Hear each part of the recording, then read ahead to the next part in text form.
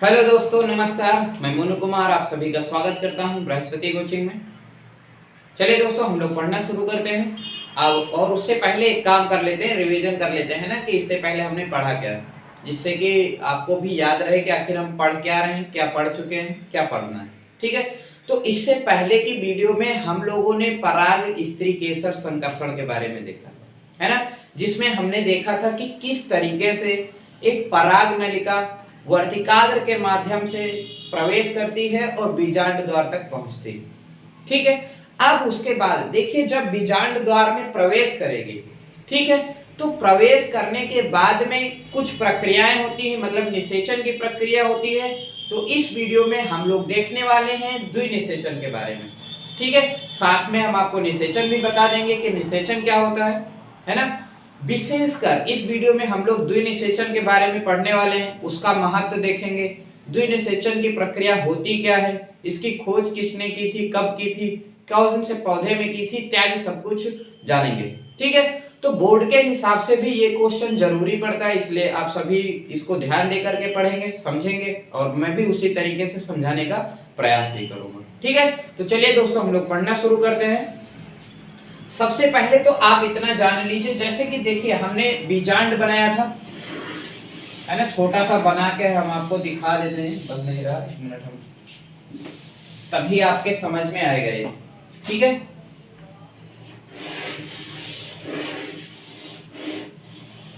ऐसे करके बीजांड होता है ना। इसमें ये देखिए, ये क्या होता है, भ्रूण कोश है कि नहीं। भ्रूण कोश में आपने देखा था कि इधर 3 कोशिकाएं थी, यहां पर 3 कोशिकाएं थी, और 2 कोशिकाएं यहां पर थी। ऐसे ही देखा था ना पिछले वीडियो में। अगर नहीं देखा है तो पहले उसे देखे, है कि नहीं, क्योंकि ये क्रम वाइज चल रहा है तो आपको समझने में आसानी होगी, केवल इसलिए मैं बोल रहा हूँ। आप प्लेलिस्ट में जाकर आसानी से देख सकते हैं। तो देखिए, पराग नलिका क्या करेगी, प्रवेश करेगी बीजांड द्वार के माध्यम से भ्रूणकोश में। ठीक है, यहां पर जाएगी। तो सबसे आगे होती है कायिक कोशिका, वो तो अभी इसके टकराने के बाद में सहायक कोशिका और कायिक कोशिका नष्ट हो जाती है। बचेंगी क्या, 2 जनन कोशिकाएं बचती हैं। ठीक है, इतना हमने पिछले वीडियो में पढ़ा। अब उसके बाद क्या होता है, उसके बाद इसमें से एक जनन कोशिका, 2 जनन कोशिकाएं है ना, तो एक जनन कोशिका, देखिए यहां पर जो 3 कोशिकाएं हैं इनको सहायक कोशिकाएं बोलती हैं, 2 को सहायक कोशिकाएं बोलते हैं, और ये जो बीच वाली कोशिका इसको अंड कोशिका बोलते हैं। ठीक है, तो कायिक कोशिका जब सहायक कोशिका से टकराती है तो कायिक कोशिका भी और सहायक कोशिका भी नष्ट हो जाती है। समझ में आ गया ना, 2 चीजें नष्ट हो गई। मतलब अब यहां पर क्या बचा आपका, केवल एक कोशिका बचती है जिसे हम अंड कोशिका, और यहां पर ये भी समाप्त हो जाएगा। अब केवल बचेंगे क्या, 2 नर युग्मक। समझ में आ रहा ना। अब उसके बाद एक नर युग्मक जाकर के अंदर यहां पर अंड जो अंड कोशिका है उससे संलियित होता है, इसे निषेचन बोलते हैं, इसे सत्य निषेचन भी कहा जाता है। ठीक है, यहां पर जाके टकराएगी। ठीक है, इसे युग्मक संलयन बोलते हैं। क्या बोलते हैं, युग्मक संलयन। समझ में आ रहा है ना, युग्मक संलयन मतलब एक जब जनन कोशिका और अंड कोशिका आपस में मिलते हैं तो इस प्रक्रिया को युग्मक संलयन कहते हैं। ठीक है, उसके बाद एक तो भाई मान लीजिए ये समाप्त करके दे हम बनाए, यहां पर मान लीजिए यहां आके इससे मिल गई।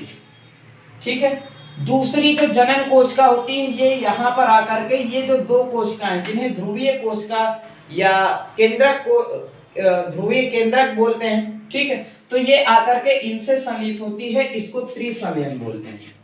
क्या बोलते हैं, त्रिसंलयन, त्रिसंलयन बोलते हैं। समझ में आया ना, युग्मक संलयन अब आपको समझ में आ गया होगा कि जब जनन कोशिका अंड कोशिका से संलियित होती है तो यह प्रक्रिया युग्मक संलयन कहलाती है। वहीं जब जनन कोशिका ध्रुवीय केंद्रक के साथ संलियित होता है तब इसे त्रिसंलयन कहते हैं। समझ में आ गया ना। ये चीज देखिए मैंने इसलिए बता दिया क्योंकि ये अभी यहां पर आएंगी तो आपको समझने में आसानी होगी। ठीक है, तो अब अगर आपका इतना टॉपिक क्लियर हो गया है तो अब हम लोग देख लेते हैं कि निषेचन, जो द्विनिषेचन होता है कौन से पौधों में पाया जाता है। तो सबसे पहली चीज है कि यह सिर्फ आवृत बीजी पौधों में पाया जाएगा। ठीक है, जो पुष्पी पादप होते हैं केवल उनमें मिलता है, सभी पौधों में नहीं पाया जाता। द्विनिषेचन की बात की जा रही है। ठीक है, निषेचन तो सभी में मिलेगा, निषेचन की बात नहीं की जा रही है। द्विनिषेचन, द्विनिषेचन का मतलब जब निषेचन 2 बार होता है तब उसे द्विनिषेचन बोलते हैं, है कि नहीं। तो यहां पर एक चीज क्लियर हो गया ना कि द्विनिषेचन किस प्रकार के पौधों में पाया जाता है, तो केवल आवृत बीजी पौधों में पाया जाता है, या फिर आप कह सकते हैं पुष्पी पादपों में पाया जाता है। समझ में आ गया। दूसरी बात ये कि खोज किसने की थी, द्विनिषेचन की जो प्रक्रिया होती है उसकी खोज कब और किस वैज्ञानिक ने की थी, तो वैज्ञानिक का नाम है नवासिचन या नवासिचीय, कहीं कहीं पर अलग अलग नाम लिखे हो सकते हैं। ठीक है, परेशान मत होइएगा, मिलता जुलता नाम रहेगा तो भी चलेगा, नवासिचन हो या नवासिचन हो, ऐसे कई जगह पर नवासिचन लिखा भी है ना। तो उन्होंने खोज की थी 1898 ईस्वी में। ठीक है, कितने में, 1898 ईस्वी में नवासिचन ने खोज की थी द्विनिषेचन की, 1898 ईस्वी में। पौधे का नाम क्या था, लिलियम, लिलियम पौधे में इन्होंने खोज की। दो चीज क्लियर हो गया, दो चीजें हमने समझा दी, बता दी आपको।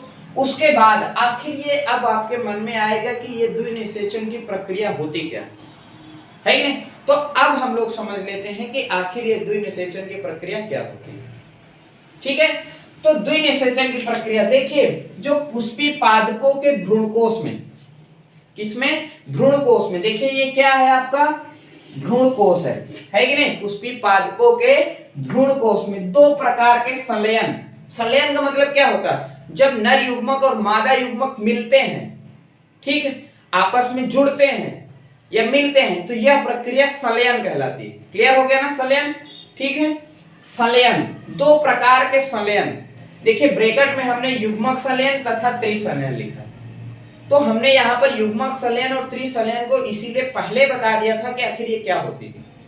2 प्रकार के संलयन पाए जाते हैं, जो पुष्पी पादप होते हैं उनमें 2 प्रकार के संलयन पाए जाते हैं, इसीलिए इसे द्विनिषेचन कहते हैं या द्विसंलयन भी आप कह सकते हैं, डबल फर्टिलाइजेशन बोलते हैं इंग्लिश में। तो सिंपली आपको समझ में आ गया ना कि द्विनिषेचन क्यों कहा जा रहा है, क्योंकि निषेचन कितनी बार होता है, 2 बार। एक बार निषेचन होता है जब जनन कोशिका अंड कोशिका के साथ संलयित होती है, और दोहरा निषेचन होता है जब जनन कोशिका ध्रुवीय कोशिका के साथ संलयित होती है। तो 2 बार निषेचन होता है, इसलिए इसे द्विनिषेचन या दोहरा निषेचन कहा जाता है। सिंपली आपको समझ में आ गया ना। और एक बात और ध्यान रखिएगा, जो युग्मक संलयन होता है, देखिए ये क्या है, आगुणित है, युग्मक भी आगुणित होता है कि नहीं। जो पराग कण आएगा वो भी क्या होगा, आगुणित होता है, आगुणित होता है। तो n और n मिल करके क्या बना लेते हैं, 2n, मतलब द्विगुणित कोशिका हो जाती है फिर। ठीक है, और यहाँ पर 2 कोशिकाएं, 2 केंद्रक पहले से होते हैं, मतलब कि ये 2n होती है, तो एक n और मिल जाएगा, तो कितने n हो जाएंगे, 3n। भाई 2n है, एक n और मिला दिया तो 3n, तो इसको त्रिगुणित केंद्रक भी कहा जाता है। समझ में आ गया ना। तो इस तरीके से हमने 3 चीजें देख ली हैं इसमें। अब हमने आपको युग्मक संलयन और त्रिसंलयन भी बता दिया है। अब इसके बाद भी कुछ संरचनाएं बनती हैं, जैसे कौन कौन सी, देखिए जो युग्मक संलयन है, युग्मक संलयन में, ये युग्मक संलयन जब होता है तो ये आगे विकसित होकर के भ्रूण का निर्माण करता है। किसका निर्माण करता है, भ्रूण का। किसका निर्माण करता है, भ्रूण का। यही आगे चल के बीज का निर्माण करेगा। ठीक है, उसके बाद अब आपके मन में आ रहा होगा कि ये जो त्रिसंलयन है, ठीक है, ये किसका निर्माण करते हैं। ठीक है, तो जो त्रिसंलयन होता है, ठीक है, त्रिसंलयन प्रक्रिया होती है तो उसमें कुछ संरचनाएं बनती हैं, हम लोग अब उन्हें देख लेते हैं। पहली संरचना होती है आपकी PEN, इसको PEN बोलते हैं। ठीक है, प्राइमरी इंडो इंडोस्पर्म, ठीक है, इंडोस्पर्मिक बोल रहे थे। प्राइमरी, पी से प्राइमरी, ई से इंडोस्पर्म, एन से न्यूक्लियस, ठीक है। मतलब इसे हिंदी में अगर आप लिखना चाहें तो लिख सकते हैं प्राथमिक भ्रूणपोष, प्राथमिक भ्रूणपोष केंद्रक, ठीक है, प्राथमिक भ्रूणपोष केंद्रक, पीईएन का फुल फॉर्म हो गया। ये भी जरूरी है, ध्यान दीजिएगा, इसलिए बता रहे हैं, ठीक है। तो मतलब ये जो केंद्रक है, जब यहाँ पर 3 केंद्रक आपस में मिल जाएंगे तो त्रिसंलयन की प्रक्रिया होती है, और जो केंद्रक बनता है फिर उसे प्राथमिक भ्रूणपोष केंद्रक कहते हैं। समझ में आया ना? क्या कहेंगे? संलयन के बाद जो केंद्रक बनेगा उसे प्राथमिक भ्रूणपोष केंद्रक कहते हैं, या फिर पीईएन कहा जाता है, ठीक है। इसके चारों तरफ जो सेल होती हैं, कोशिकाएं होती हैं, उनको पीईसी बोलते हैं। पीईसी मतलब प्राइमरी इंडोस्पर्म सेल। हिंदी में अगर आप इसे लिखना चाहें तो लिख सकते हैं प्राथमिक भ्रूणपोष कोशिका, प्राथमिक भ्रूणपोष कोशिका, ठीक है। तो ये इनका फुल फॉर्म हो गया, हमने हिंदी में लिख दिया, इंग्लिश में बता दिया, आप खुद से भी लिख सकते हैं, ठीक है, जगह कम है नहीं तो हम लिख देते। और अगर देखा जाए तो अब यहाँ पर अब आपको समझ में आया ना कि क्या हुआ है। द्विनिषेचन किसे कहते हैं? देखिए, युग्मक संलयन तथा त्रिसंलयन को सम्मिलित रूप से द्विनिषेचन कहते हैं, आप ऐसे भी लिख सकते हैं। अब युग्मक संलयन किसे कहते हैं? देखिए, अब फिर से एक बार इसको हम दोहरा देते हैं, रिवीजन कर लेते हैं, आप भी समझ लीजिए इसको अच्छे से। देखिए, पराग नलिका वर्तिकाग्र के माध्यम से बीजांड द्वार से होते हुए भ्रूणकोश में प्रवेश करती है, ठीक है। शुरुआत में इसके पास 3 कोशिकाएं हैं, एक कायिक कोशिका, 2 जनन कोशिका। तो सबसे आगे होती है कायिक कोशिका। कायिक कोशिका अंदर जाने के बाद में सहायक कोशिकाओं से टकराती है, और सहायक कोशिकाएं भी नष्ट हो जाती हैं और कायिक कोशिका भी नष्ट हो जाती है। एक फायदा होता है, रास्ता खुल जाता है अंदर जाने का। तो फिर एक जनन कोशिका अंड कोशिका के साथ मिल करके युग्मक संलयन करती है, दूसरी जनन कोशिका ध्रुवीय कोशिका के साथ मिल करके त्रिसंलयन करती है, ठीक है। इन्हीं को सम्मिलित रूप से द्विनिषेचन कहा जाता है, या दोहरा निषेचन कहा जाता है, क्योंकि निषेचन कितनी बार हो रहा है? 2 बार हो रहा है, एक बार युग्मक संलयन के रूप में, दूसरा त्रिसंलयन के रूप में।